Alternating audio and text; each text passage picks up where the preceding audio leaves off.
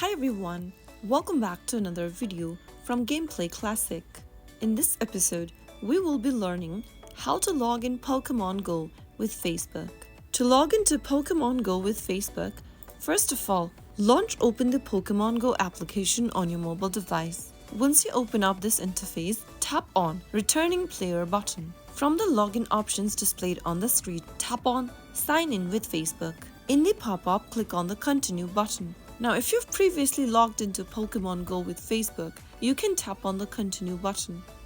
If prompted, enter your email address and password for your Facebook account, and you will then be able to sign in to Pokémon Go with Facebook. Once logged in, you will have access to your Pokémon Go account and can start playing.